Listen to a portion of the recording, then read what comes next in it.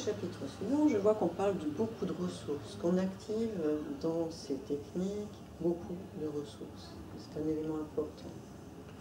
Oui, donc nous avons des exercices qui, pour une partie, viennent de la psychosynthèse de Assagioli, un Italien qui est un élève de la tradition de Freud, un analyste, qui a développé ces exercices où on commence à se lier directement avec ces ressources. Par exemple, il y en a beaucoup, l'exercice de l'arbre, hein, de se lier avec un arbre imaginaire ou véritable, les racines profondément dans la terre, les branches qui s'ouvrent, la circulation qui se fait entre terre et ciel, et explorer ce qui se fait quand on s'ouvre à ce va-et-vient. Et donc, de cette manière très naturelle, découvrir les premières ressources de la vitalité, de l'inconscience. Et puis, on peut développer ça carrément pour arriver à avoir des ressources comme des parents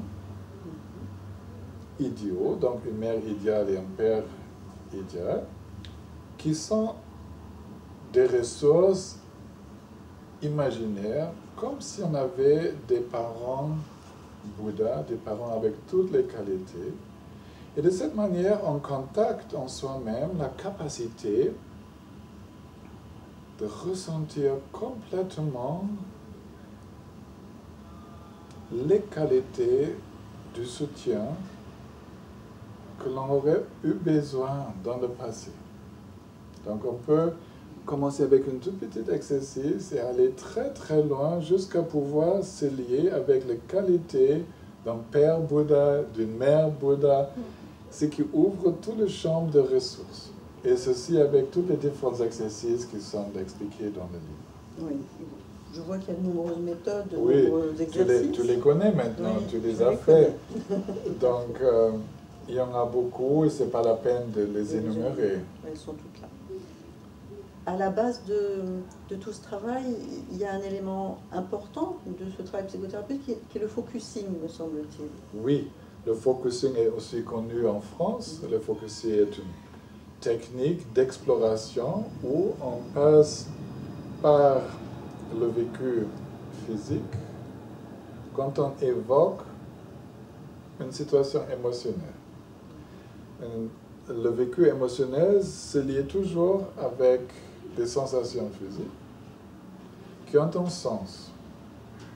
Par exemple, quand je suis en colère, la colère m'échauffe, il y a peut-être une tension au niveau du cœur. Quand je me lie avec cela, cette région, je peux aller plus en profondeur en demandant, mais ces sensations-là, d'où est-ce qu'elles viennent? Est-ce que vous, les sensations, est-ce que vous pouvez me montrer une image?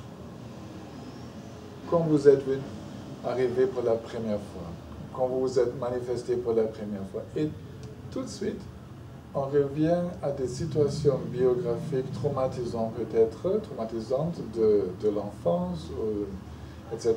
Donc on passe par le travail antérieur au sens émotionnel plus profond jusqu'à ce que s'opère un shift, une libération de ces énergies avec une compréhension simultanée.